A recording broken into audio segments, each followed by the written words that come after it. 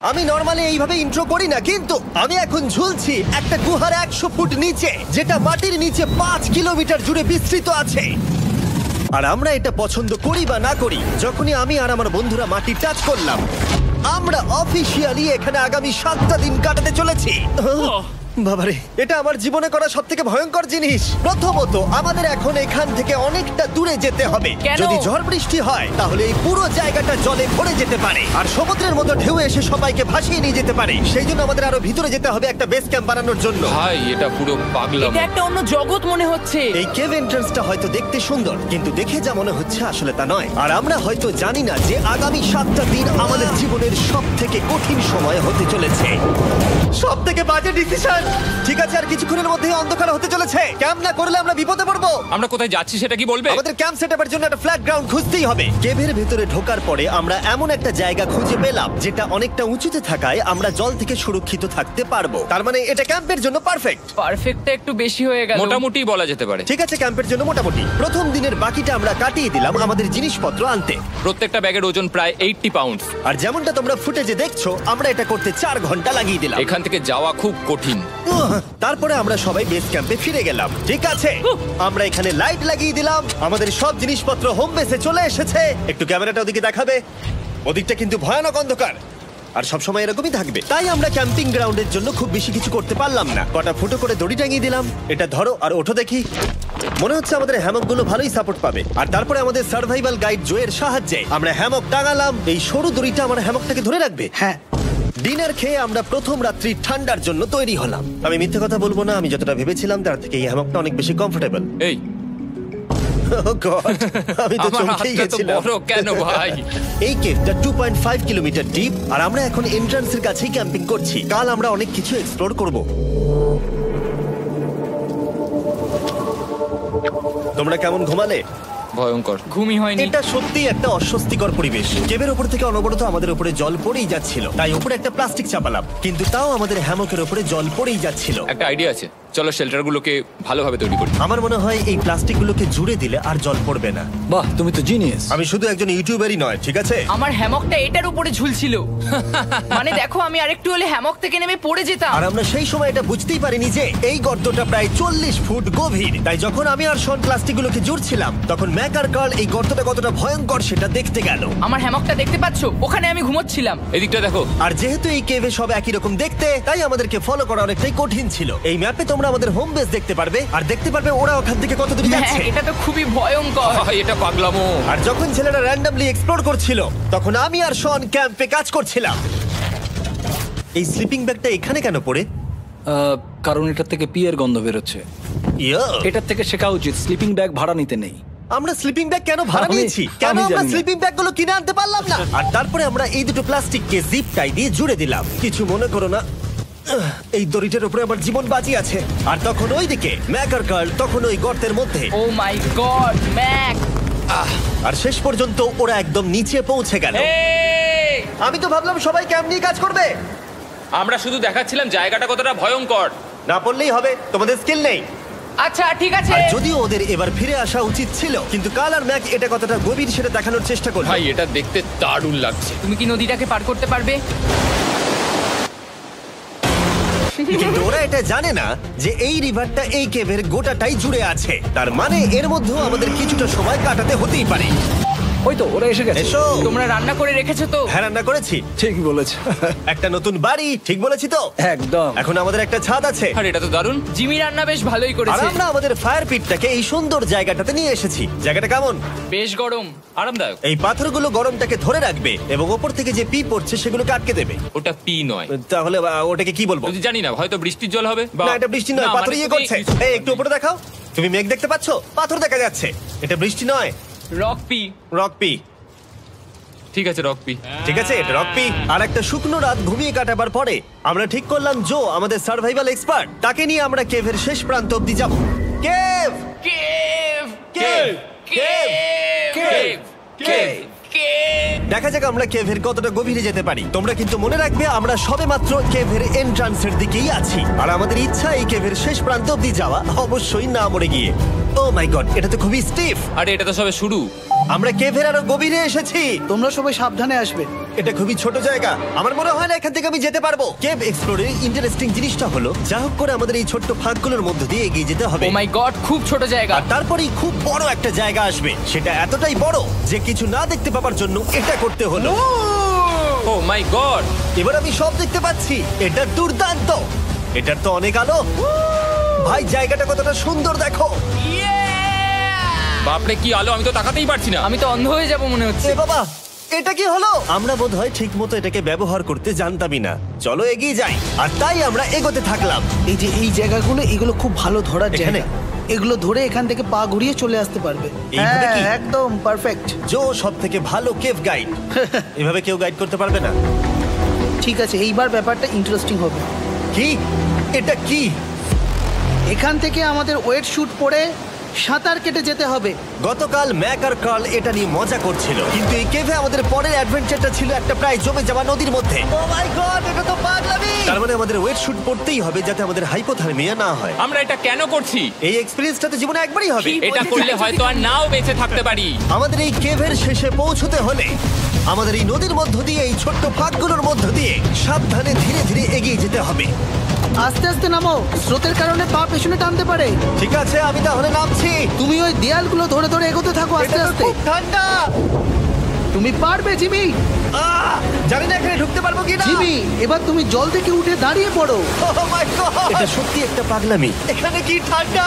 যখন তোমরা খুব ঠান্ডা জলের মধ্যে থাকবে তখন একটা পাথরকে ধরে এগিয়ে চলা খুব কঠিন হবে। ও মাই গড, এটা সত্যি পাগলামি। ম্যাক, গার্ড, চলে এসো। আমার ভয় লাগছে। চলো চলো, পারবে। ভাই। এগোতে থাকো, পেছন দিকে তাকিও না। একবার দেখো আমরা কি করছি। কিন্তু এই বাধাগুলো এতটা কঠিন ছিল না সামনে যা আসতে চলেছিল তার তুলনায়। আমরা পেরেছি। কেভ কেভ কেভ এই, কেভ। একটা কথা শোনো, আমরা 10% আসিনি। তার মানে এখনো আমরা শুধুমাত্র সার্ফেসেই রয়েছি, আর শেষ প্রান্তে পৌঁছতে হলে আমাদেরকে আরো 2 কিলোমিটার যেতে হবে। যেরকম তোমরা দেখতে পাচ্ছ এখানে 24/7 বৃষ্টি হয়, তাই আমি একটা আড্ডা মারার জায়গা তৈরি করেছি যেখানে আমরা কেউ ভিজবো না। আমি ভাবছি আমি যদি এটা না বানাতাম তাহলে কি হতো। আমি নিশ্চিত যে ওদের একটা ভেজা পাথরের উপর শুতে হতো। আমাদের ক্রমাগত এগিয়ে যেতে হবে এবং শরীরটাকে ভিজে রাখতে হবে। ঠিক আছে। নইলে আমাদের শরীরের তাপমাত্রা কমে এটা যাবে। এতটা কঠিন কেন?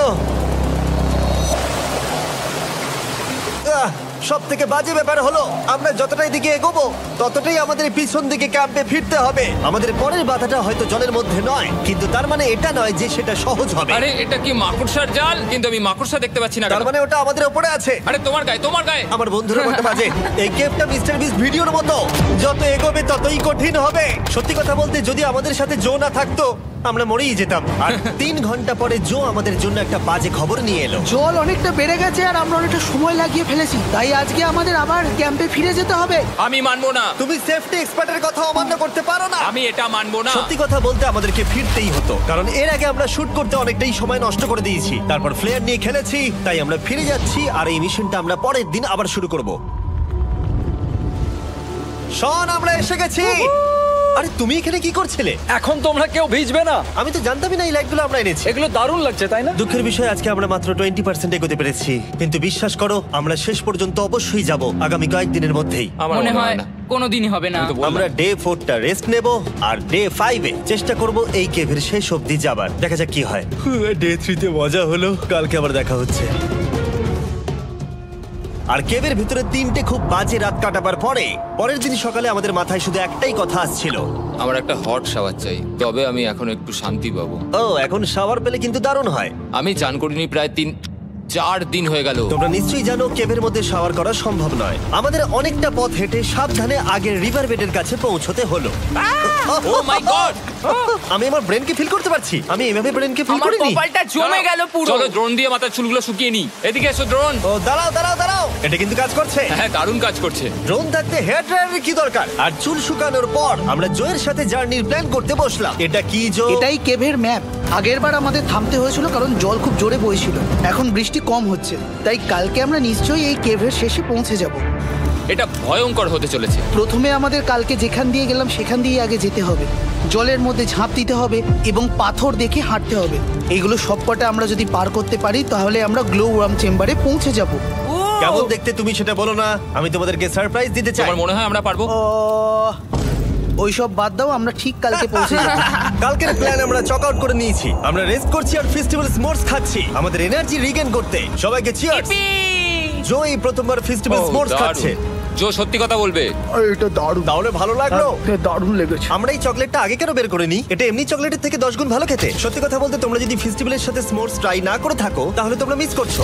কালকে আমরা পুরো কেভটা এক্সপ্লোর করব, দেখা হচ্ছে। তাই আমরা ভালো করে ঘুমানোর চেষ্টা করলাম আর কালকের প্রিপারেশন নিলাম কেভের শেষে যাওয়ার জন্য। আমরা আমাদের জীবনের সবথেকে ডেঞ্জারাস জার্নি করতে চলেছি। ডে 3 এর অভিজ্ঞতা মাথায় রেখে আমরা কম শুট করেছি যাতে আমরা সামনের দিকে তাড়াতাড়ি এগোতে পারি। জলটা খুব ঠান্ডা। হ্যাঁ, আগের দিনের মতোই খুব ভালো। এই তো আর যাতে আমরা সবাই বেঁচে ফিরতে পারি তাই জো ছাড়াও আরেকজন সার্ভাইভাল এক্সপার্টকে আমরা নিয়ে এসেছিলাম। এখানে আমরা ডে 3 তে আটকে গেছিলাম। এখন আমরা কি করব? এবারে আমরা অনেক তাড়াতাড়ি এসেছি। আমাদের পিছনে ঘন অন্ধকার। কোথায় যাব? এই রাস্তাটা অনেক সরু এবং হ্যাঁ। স্রোত প্রচুর বেশি, তাই আমরা দেয়ালগুলো ধরে ধরে আস্তে আস্তে এগোবো। এই যে এইভাবে। ও হ্যাঁ, God! এই রকটায় জাম্প করো। কয়েকটা ভালো পাথর আছে যেগুলোকে তুমি ধরে এগোতে পারবে। আরে এখানটা তো অনেক অন্ধকার। আমি আর পা পাচ্ছি না, আমি এখন মাটিতে আর পাই পাচ্ছি না। যেহেতু আমরা মাটিতে পা পাচ্ছিলাম না তার মানে যদি আমরা পাথর ছেড়ে দিই তাহলে এই জলের স্রোত আমাদেরকে ভাসিয়ে নিয়ে যেতে পারে। জো আমরা কি করব? আমি এটা ধরে এসেছি, তুমি এটা ঠিক আছে, ধরো। আমি তো দেখতেও পাচ্ছি না কোথায় যাচ্ছি। জো স্রোত আমাকে ভাসিয়ে নিয়ে চলে যাচ্ছে। আমি তুমি করবো কি করে? পারবে, পারবে। শুধু মুখটা এখান থেকে ঢুকিয়ে দাও, আমি হেল্প করছি। এখানে আমি ঢুকবো? হ্যাঁ, এই গর্তের মধ্যে। এই তো খুব ভালো। এটা আমার জীবনের সবথেকে বিপজ্জনক অ্যাডভেঞ্চার। আমরা এখন কেভের অনেক গভীরে চলে এসেছি আর এবার আমাদের সামনে প্রথম বড় বাধা। এখানে জলের একটা ঘূর্ণাবর্ত আছে, যদি তুমি এর মধ্যে পড়ে যাও তাহলে তোমাকে একদম নিচে নিয়ে চলে যাবে। মানে আমরা পড়ে গেলে মরে যেতে পারি। হ্যাঁ, মানে আমরা মৃত্যুর সাথে খেলা করছি। এটা এতটা বিপজ্জনক হতে পারে আমি সত্যিই ভাবিনি। খুব ভালো। এই তো। তাহলে কি আমার পা এখানে হ্যাঁ, রাখবো? রাখো রাখো। ঠিক আছে, এই তো আমি পেরেছি। এটা আমার ভাবনার থেকেও বেশি কঠিন ছিল। এই নদীটা কতটা শক্তিশালী এই গোটা কেভটাকে তৈরি করেছে। কিন্তু মজার ব্যাপার হলো আমরা পাথরের মতো শক্তিশালী নই। আমি শুধুমাত্র মানুষের মতোই শক্তিশালী। সৌভাগ্যবশত কার্ল এই অ্যাডভেঞ্চারে লিড করেনি, তার বদলে আমরা একজন অ্যাভেঞ্জার জোকে পেয়েছি। ও কতটা এক্সপার্ট তার প্রমাণ হিসেবে বলতে পারি। সে লিটারালি কতটা ওপর থেকে আমাদেরকে নদীতে ঝাঁপ দিয়ে দেখালো। ও মাই গড, এটা পাগলামি। কে বললো এটা পাগলামি?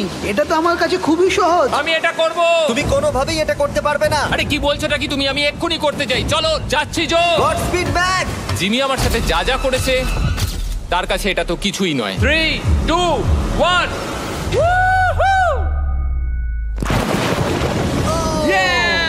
তুমি করবে? না, আমরা না এগুলো শেষ পর্যন্ত যেতে পারবো না। ও মাই গড, আমাদের নিচের দিকে যেতে হবে। আমরা সবসময় স্রোতের উল্টো দিকে কেন যাই? এখন শুধু আমি ভেসে ভেসেই যেতে পারবো, আর কিছু না। এই জলের তলায় অনেক ধারালো পাথর আছে, তোমরা সেগুলোকে দেখতে পাবে না, তাই সাবধানে পা ফেলবে। ও মাই গড, আবার এটা গভীর আরে হচ্ছে। আমার পা তো কিছুর উপরে রাখতে হবে। ছোট পাথরগুলোই একমাত্র বাধা ছিল না, মনে হচ্ছে আমাদের প্রতিটা পদক্ষেপে। ও ভাই, আমি কিচ্ছু দেখতে পাচ্ছি না। এটা খুব ভয়ঙ্কর। কেভটা আরো অন্ধকার হয়ে আসছিল এবং আরো সরু। আর তখন আমরা জানতাম না যে আমরা ফিনিশ লাইন অবধি পৌঁছতে পারবো কিনা। আমি ক্লান্ত হয়ে পড়েছি। এই কেভে আরো কঠিন বাধা আসার আগে তোমাদেরকে আমি কিছু দেখাতে চাইবো। জো, তোমার ব্যাগটা দাও।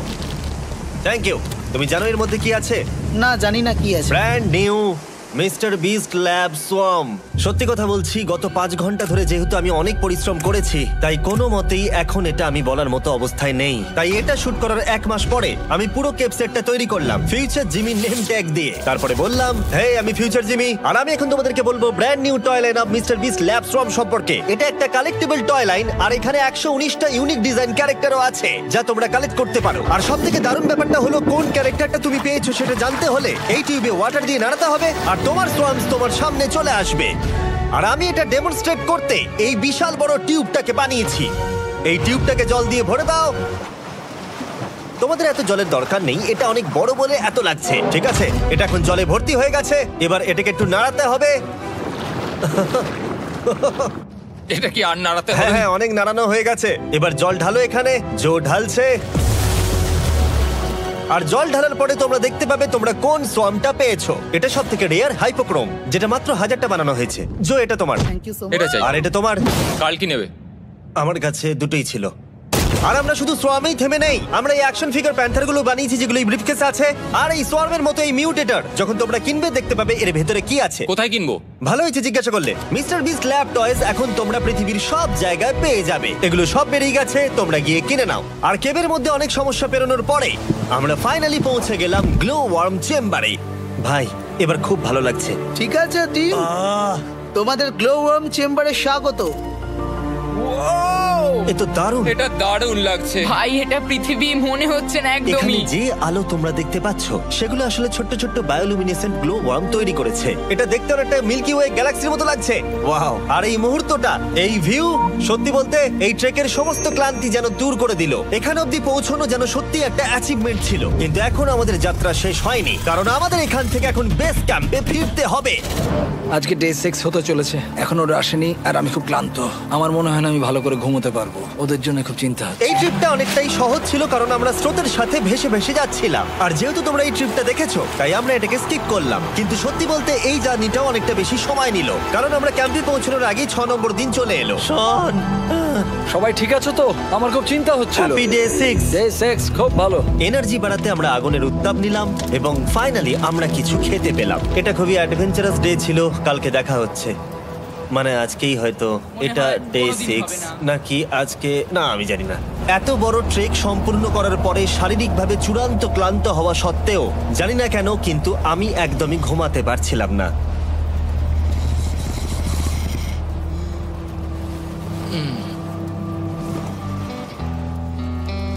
আমি 7 দিন সলিটারি কনফাইনমেন্টে কাটিয়েছি, কবরে কাটিয়েছি, 7 দিন রাফটে থেকেছি। কিন্তু সত্যি কথা বলতে এটা সবার থেকে বেশি কঠিন ছিল, কারণ সব সময় ভিজে, ঠান্ডা, প্রত্যেক মুহূর্তে এই পাথরগুলো শরীরে ব্যথা দিচ্ছে। বেশিরভাগ সময়টাই এই কেভটা দুঃস্বপ্নের মতো ছিল। কিন্তু তোমার আর আমার মধ্যে জিমি! ইয়ো! গার্ড, আমাকে দেখতে পাচ্ছ? এটা পৃথিবীর সবথেকে উজ্জ্বল টর্চ। মজার মুহূর্ত অনেক ছিল। মাটির নিচে 300 ফুট গভীরে অভিযান চালানো থেকে আমাদের সবাই মিলে হ্যামক নিয়ে হাসাহাসি করা সবকিছুই এই অভিযানের অংশ ছিল। যেহেতু আমাদের সঙ্গ দারুণ, চলো তিমির মতো আওয়াজ করো। তাই এই ভিজে, ঠান্ডা, পাথুরে অদ্ভুত কেভের ট্রিপটা বদলে গেল আমাদের জীবনের সব থেকে সুন্দর মুহূর্তে।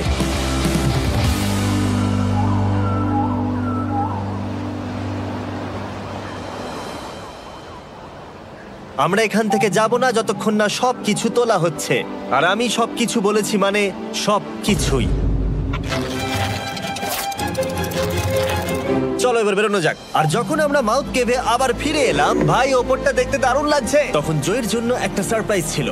বেরোনোর আগে জো, আমরা তোমার কাছে কৃতজ্ঞ। তাই এই নাও $50,000 নিউজিল্যান্ড ডলার, 10,000 করে প্রত্যেক জনের প্রাণ বাঁচানোর জন্য। Oh my God, thank you so much Jimmy. Thank you Joe. Love you, Joel! এবার আমাদের সব কাজ হয়ে গেছে, চলো বেরোনো যাক। 7টা দিন পরে আমরা ফাইনালি এখান থেকে বেরোচ্ছি।